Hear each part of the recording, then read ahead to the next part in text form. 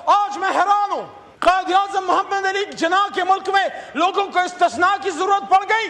کیا فاروق اعظم سے معاذ اللہ بڑا کوئی اسٹیٹسمین پیدا ہو گیا ہے؟ کیا خالد بن ولید رضی اللہ عنہ سے بڑا کوئی جرنیل پیدا ہو گیا ہے؟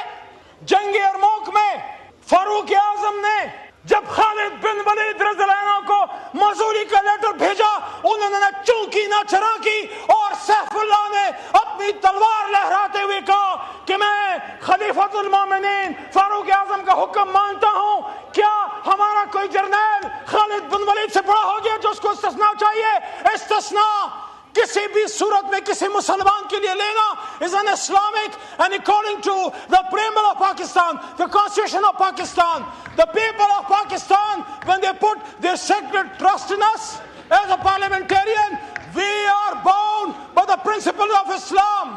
یہ جو ترمیم ہم کرنے جا رہے ہیں 27ویں ترمیم، this is against the preamble of the constitution of Pakistan. کسی عامر کو بھی توفیق نہیں ہوئی 56 کا اٹھا لو، 62 کا اٹھا لو، 73 کا اٹھا لو، ضیاء صاحب کی ترامیم 8 اٹھا لو، مشرف صاحب کی رفو اٹھا لو، کسی میں جرت نہیں ہے کہ قرارداد مقاصد کے خلاف جائے۔ اور یہ آئین قرارداد مقاصد کے خلاف کیسے جا رہا ہے؟ کہ جو بیس لائن پالیسی ہے وہ جناب عمران خان صاحب نے ہمیشہ یہ دی کہ ملک بھی میرا ہے اور فوج بھی میری۔ کسی کو عمران خان سے ڈرنے کی ضرورت نہیں ہے۔ استثناء مستثناء مت مانگو، وہ اتنا چھوٹا آدمی نہیں ہے کہ تم سے بدلے لے گا، وہ بدلہ لینے نہیں، ریاست کو چلانے آئے گا انشاءاللہ۔ میرے دوستو، 27ویں آئینی ترمیم کے حوالے سے میں 2 چیزوں پہ بات کروں گا۔ میٹر کہ اس میں ہے کیا، سبسٹنس اور پروسیجر کہ کس طریقے سے ہوا۔ بعض اوقات آپ کی اگر نیت اچھی ہو اور کوئی آپ ٹھیک بھی کام کرنا چاہ رہے ہو، لیکن طریقہ کار پہ اگر آپ صحیح نہیں کرتے اس پہ سوال اٹھتے ہیں۔ نیتوں کا حال تو اللہ کو پتا ہے، انما الاعمال بالنیات، ہمیں نہیں پتا آپ کے سینوں میں کیا ہے، آپ کے اس میں کیا ہے، لیکن جس طریقے سے ہو رہا ہے، جس طریقے سے پاکستان کے آئین میں ترامیم ہو رہی ہیں، اس پہ بندہ یہی کہہ سکتا ہے کہ وائے ناکامی، متائے کارواں جاتا رہا، کارواں کے دل سے احساس زیاں جاتا رہا۔ میں کتنی بار اس پارلیمنٹ میں اپنے اس طرف اور اپنے اس طرف دوستوں کو یہ بات کہتا رہا ہوں کہ ہم جن جماعتوں میں ہیں اپنی لیڈرشپ کی ہم عزت کریں، ان کو فالو کریں، کیونکہ اللہ کے بعد اپنی لیڈرشپ اپنی جماعت کی برکت سے آپ کو اللہ عزت دیتا ہے۔ لیکن اپنی جماعت کی طرف سے مجھے یہ حق کب سے ملا کہ میں کسی اور کے لیڈر کی توہین کروں؟ میں نے پچھلے 13 سال میں کبھی نواز شریف صاحب یا بھٹو صاحب کے خلاف کوئی ایسی بات نہیں کی جو اصول کے خلاف ہو۔ میں روز یہاں عمران خان صاحب کے حوالے سے ایک بات سن لیتا ہوں، میں مسکرا کے یہاں پہ بیٹھ کے برداشت کرتا ہوں، کیونکہ میں گالی پہ بلیو نہیں کرتا، کیونکہ میں نے اپنے قرآن میں پڑھا کہ وَقُولُوا لِلنَّاسِ حُسْنًا، لیکن میں نے اپنے اساتذہ کرام سے یہ سنا ہے اور ان سے سیکھا ہے کہ جب موقع آئے تو پھر گالی کا جواب دلیل سے دیا کرو۔ میں نے خود اپنے ان کانوں سے سنا اور میں نے دیکھا، میں اس وقت وکالت کا طالب علم تھا کہ میں نے محترمہ بے نظیر بھٹو شہید صاحبہ کو یہ کہتے ہوئے سنا جسٹس کے گھر پہ پاکستان کا جھنڈا لہرائیں گے۔ کہا تھا کہ نہیں کہا تھا؟ یہ میں نے کبھی نہیں سوچا تھا کہ ان کی اپنی جماعت سپریم کورٹ کے چیف جسٹس کے گھر سے وہ عزت کا جھنڈا اپنے ہاتھ سے اتارے گی۔ میرے دوستو، جناب ڈپٹی سپیکر صاحب، آپ تو پرانے جیالے ہیں، آپ کے اور ہمارے ایک سیاسی لیڈر نے جن اصولوں کی خاطر پھانسی گھاٹ پہ پھانسی کے بندے کو چوم کے گلے سے لگایا، اس آئین کو آج اس کی جماعت پھانسی گھاٹ پہ چڑھائے گی، یہ میں نے کبھی نہیں سوچا تھا۔ تو ادھر ادھر کی نہ بات کر، یہ بتا قافلہ کیوں لٹا؟ مجھے رہزنوں سے گلا نہیں، تیری رہبری کا سوال ہے۔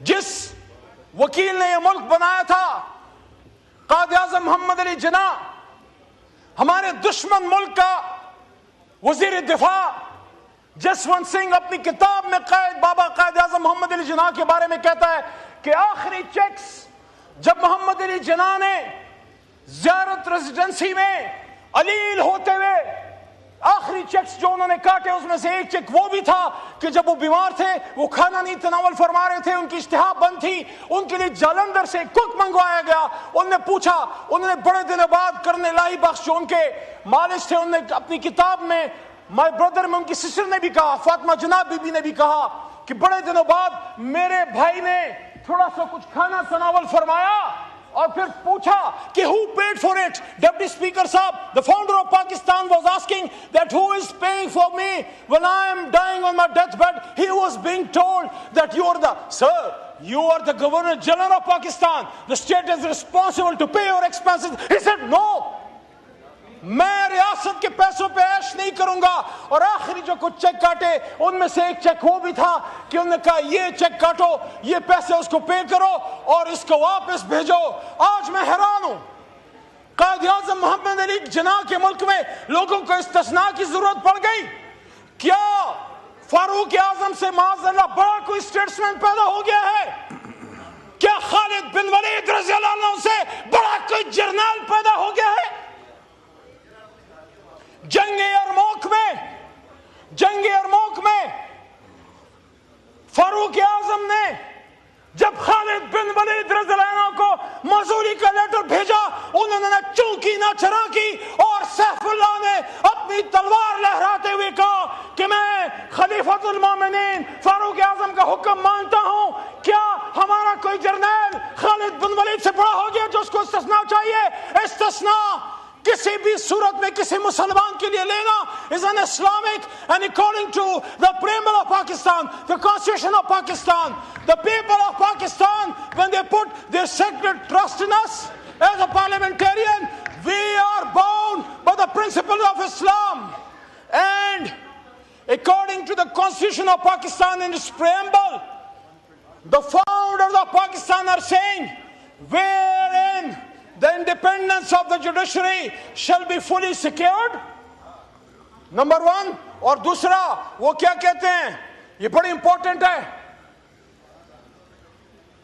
آج ہم ہیں کل آپ ہوں گے, میری دعا ہے کبھی نہ ہو.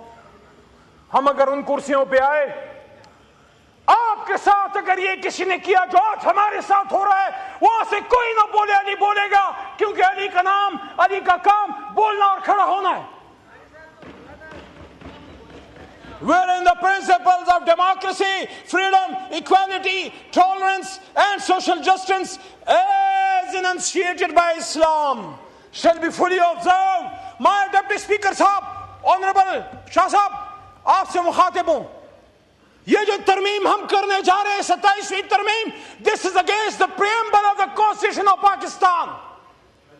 کسی عامر کو بھی توفیق نہیں ہوئی 56 کا اٹھا لو, 62 کا اٹھا لو, 73 کا اٹھا لو, ضیاء صاحب کی ترامیم 8ویں اٹھا لو, مشرف صاحب کی رفو اٹھا لو, کسی میں جرت نہیں ہے کہ قرارداد مقاصد کے خلاف جائے. اور یہ آئین قرارداد مقاصد کے خلاف کیسے جا رہا ہے؟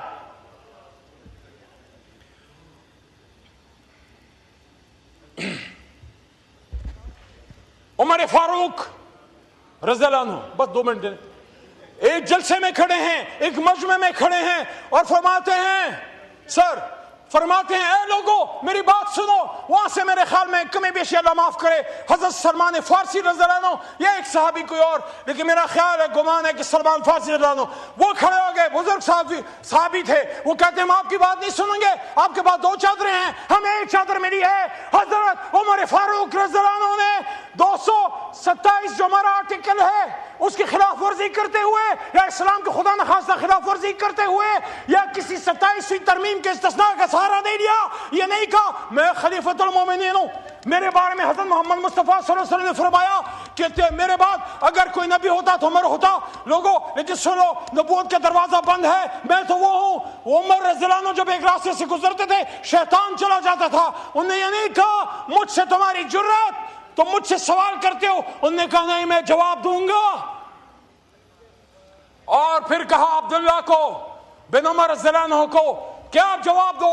اور انہوں نے فرمایا کہ میرے والد محترم حضرت عمر فاروق کو 2 چادریں اس لیے دی ہیں کہ ان کا قد مبارک اونچا ہے، ان کا سینہ مبارک براڈ ہے، ایک چادر سے ان کا کپڑے نہیں بنتے، تو میں نے بطور بیٹے اپنے ایک چادر ان کو ہدیہ کی ہے۔ تو یہ چادر کا اتنا بڑا اعزاز ہے، اتنا بڑا مقام ہے، لیکن اس کا بھی جواب اچھے صاحب دینا پڑا ہمارے اکابرین کو۔ اور جب جواب دیا تو پھر صحابی کا بھی جواب سنیں، وہ کہتے ہیں اب آپ حکم کریں، یہ سر بھی حاضر ہے۔ یہ کس طرح چل پڑے؟ میرے دوستو،